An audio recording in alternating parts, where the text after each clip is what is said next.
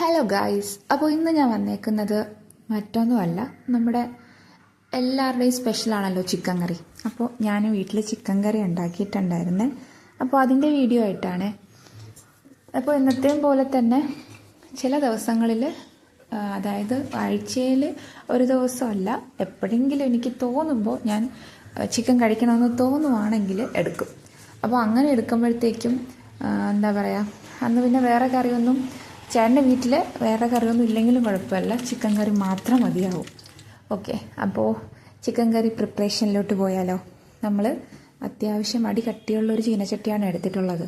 ആ ചീനച്ചട്ടിയിലോട്ട് വെളിച്ചെണ്ണ ഒഴിച്ച് കടുക് പൊട്ടിച്ച് നമ്മുടെ വറ്റൽമുളകും കറിവേപ്പിലയും കൂടെ ഇട്ട് അതൊന്ന് ജസ്റ്റ് ഒരു മണമൊക്കെ വരും.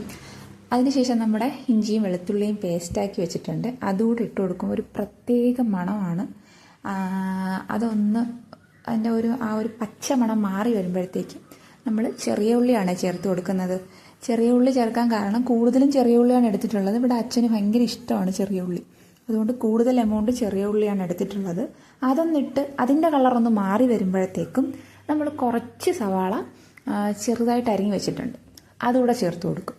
ഓക്കെ, അപ്പോൾ അത്യാവശ്യം എമൗണ്ട് ചിക്കൻ ഉണ്ട്, അതുകൊണ്ടാണ് ഇത്രയും ഉള്ളി എടുത്തിട്ടുള്ളത്. പിന്നെ ഉള്ളി കൂടുതലുള്ളതും ഇഷ്ടമുള്ളത് കൊണ്ടാണ് ചെറിയ ഉള്ളി തന്നെ കൂടുതലെടുത്ത് ഉപയോഗിക്കുന്നത്.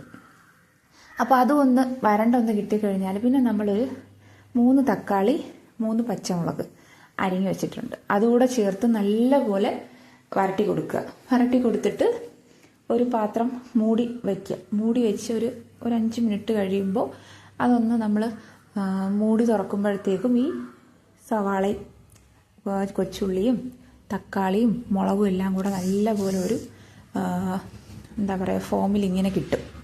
ഓക്കെ, അപ്പോൾ അതിനുശേഷം നമ്മുടെ പൊടിക്കൈകളാണ്, അതെല്ലാവരും ചേർക്കും പോലെ സാധാ പൊടികൾ തന്നെയാണ്. മല്ലിപ്പൊടി, മുളക് പൊടി, മഞ്ഞൾപ്പൊടി, മസാലപ്പൊടി, അല്പം ചിക്കൻ മസാല കൂടെ ചേർക്കുക.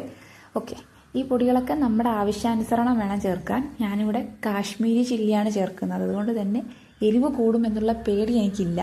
പിന്നെ നമ്മൾ മറ്റേ മുളക് ചേർത്തിട്ടുള്ളത് കൊണ്ട് അതിനനുസരിച്ചിട്ട് വേണം പിന്നീട് നമ്മൾ മുളക് പൊടി ചേർക്കാൻ. ഓക്കെ, നമ്മൾ ചിക്കൻ നേരത്തെ മാഗ്നേഷൻ ചെയ്ത് വച്ചിട്ടുണ്ട്.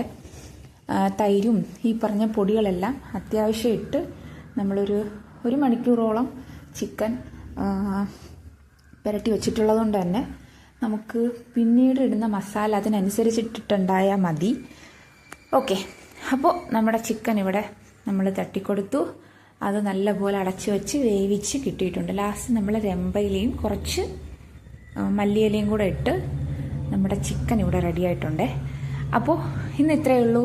Tata, bye bye.